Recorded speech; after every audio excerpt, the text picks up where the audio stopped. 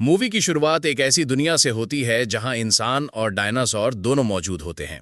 कई साल पहले जब दुनिया में बहुत बड़ी तबाही आई थी तब ज्यादातर डायनासोर मारे गए थे। लेकिन कुछ जो बचे उन्होंने जमीन के नीचे रहना शुरू कर दिया। वो बाहर की दुनिया में नहीं आ सकते थे क्योंकि यहाँ की हवा पानी उनके लिए सही नहीं थी। अंदर रहते रहते उनकी अपनी एक नई आबादी बन गई। फिर कुछ साल पहले एक जोरदार धमाका हुआ जिससे जमीन के नीचे से एक रास्ता खुल गया और डायनासोर बाहर आने लगे।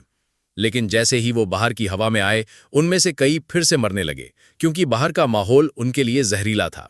लेकिन कुछ जगहें ऐसी थीं जहां का मौसम और पानी उनके लिए ठीक था, जैसे समुंदर के किनारे और कुछ आइलैंड्स। वहां ये डायनासोर्स बसने लगे।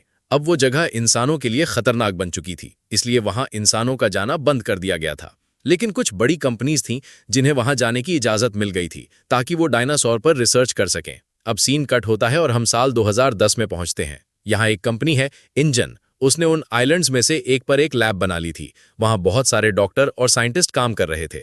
इनका मकसद था डायनासोर को म्यूटेट करना, यानी उन्हें और ज्यादा ताकतवर और खतरनाक बनाना। ये लोग डायनासोर्स के खून को इकट्ठा कर रहे थे और उसके डीएनए में बदलाव कर रहे थे। बहुत सारे डायनासोर को ये म्यूटेट कर भी चुके थे और सबको बड़े बड़े कंटेनर में बंद कर रखा था। अब जिस डायनासोर पर वो काम कर रहे थे वो था टेरेक्स। लेकिन एक वर्कर की गलती से मशीन में गड़बड़ हो गई और म्यूटेशन का काम अधूरा रह गया। टेरेक्स जो पहले सो रहा था अचानक जाग गया। जैसे ही वो उठा उसने पूरी लैब में तबाही मचा दी। बहुत सारे लोग मारे गए। अब जो टेरेक्स हमें दिखता है वो बहुत बड़ा और बिल्कुल बदला हुआ लगता है।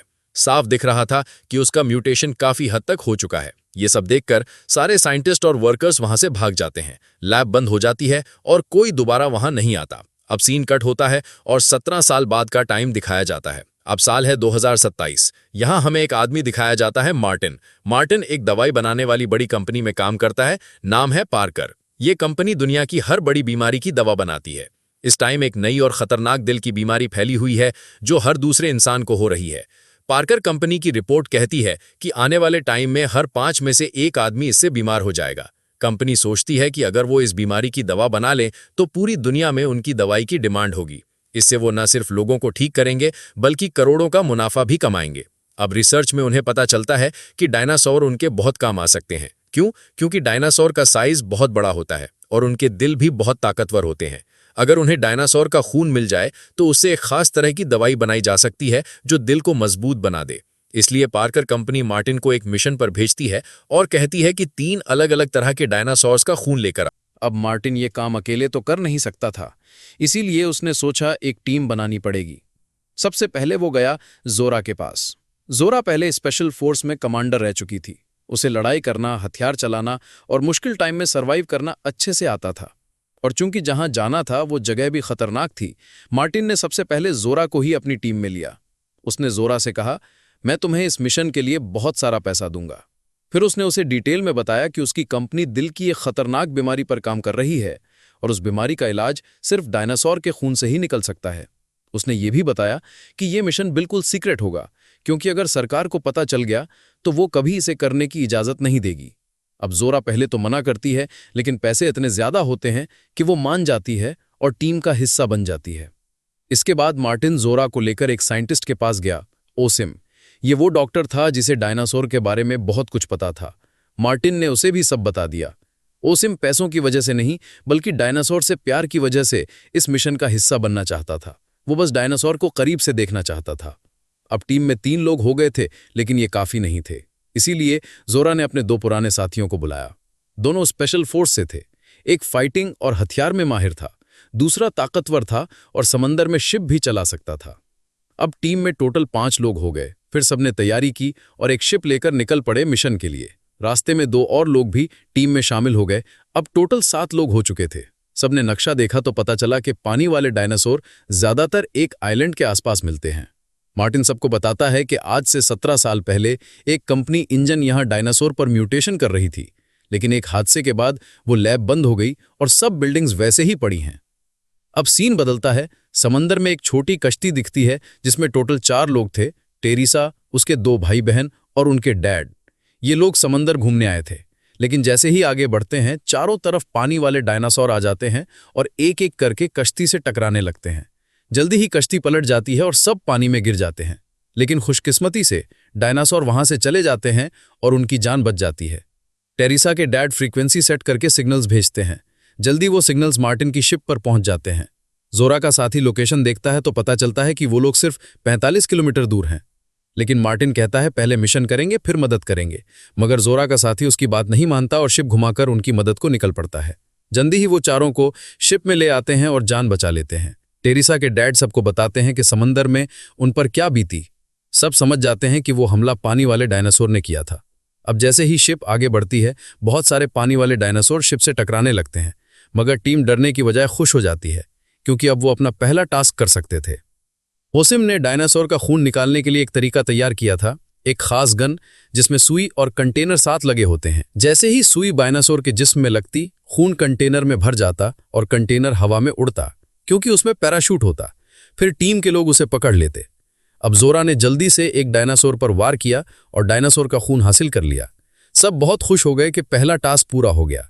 लेकिन तभी और डायनासोर शिप पर हमला करने लगे। जोरा के दोनों साथी उन पर फायर करने लगे, लेकिन इससे डायनासोर और गुस्सा हो गए। एक डायनासोर ने आकर एक साथी को पकड़ लिया और सबके सामने खा गया। बाकी डायनासोर बार बार शिप से टकरा रहे थे। इस टक्कर में टेरेसा पानी में गिर जाती है और उसके भाई बहन और डैड भी उसके पीछे कूद जाते हैं। जैसे तैसे वो चारों तैरकर पास वाले आइलैंड पर पहुंच जाते हैं। जोरा का दूसरा साथी भी किसी तरह शिप को संभालता है और आइलैंड के पास लाता है, लेकिन शिप एक चट्टान से टकरा जाती है और बुरी तरह टूट जाती है। अच्छी बात यह रही कि सबकी जान बच जाती है। जैसे ही सब शिप से उतरे, उनके सामने एक बड़ा सा डायनासोर आ जाता है जो टीम में बाद में शामिल हुई लड़की को बेरहमी से मार देता है, यानी एक और साथी मारा गया। अब सब डर गए और सोचने लगे कि अब वापस कैसे जाएंगे, शिप तो टूट चुकी थी। तभी जोरा सबको तसल्ली देती है। वो कहती है कि उसे पहले से अंदाजा था कि ऐसा हो सकता है, इसीलिए उसने एक दूसरी टीम से कहा था कि वो अगले दिन हेलीकॉप्टर लेकर यहाँ आ जाए। इसीलिए अब हमें जल्दी से काम खत्म करके इस आइलैंड की किसी ऊंची जगह पर पहुंचना होगा ताकि हेलीकॉप्टर वाले हमें देख सकें। अगर हम हेलीकॉप्टर वाली टीम को मिल गए तो वो हमें साथ ले जाएंगे, लेकिन अगर नहीं मिले तो उन्हें लगेगा कि हम इस आइलैंड पर मर चुके हैं और वो हमें छोड़ के चले जाएंगे।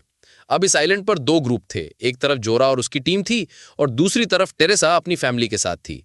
टेरेसा की फैमिली तो किसी तरह यहां से निकलने का रास्ता ढूंढ रही थी और जोरा की टीम का प्लान यह था कि आज ही बाकी के दोनों डायनासोर का खून जमा कर लें और कल सुबह हेलीकॉप्टर से वापसी करें। यह आइलैंड बहुत अजीब था। यहां उन्हें अलग अलग चीजें और अजीब अजीब किस्म के डायनासोर दिखते हैं। इसके अलावा यहाँ कुछ अलग तरह के जानवर और कीड़े मकोड़े भी थे। थोड़ी देर बाद जोरा और उसकी टीम आइलैंड पर और अंदर की तरफ जाते हैं। तभी उन्हें एक बड़ा सा मैदान दिखता है जहां बहुत सारे जमीन पर चलने वाले डायनासोर थे। वो सब घास वगैरह खाने वाले थे, इसलिए हमला नहीं करते। और दूसरी बात यह है कि उनकी तादाद बहुत ज्यादा थी, तो उन्हें इन लोगों का आना पता भी नहीं चलता। जोरा और उसकी टीम चुपचाप जाकर एक डायनासोर से खून निकाल लेती है। इस तरह उनके पास अब 2 डायनासोर का खून हो चुका था। अब उन्हें तीसरे यानी उड़ने वाले डायनासोर का खून चाहिए था, लेकिन ये डायनासोर बहुत तेज और खतरनाक होते हैं। इसीलिए जोरा और साइंटिस्ट मिलकर ये तय करते हैं कि डायरेक्ट खून निकालने की जगह हम उसके अंडे से खून निकालेंगे।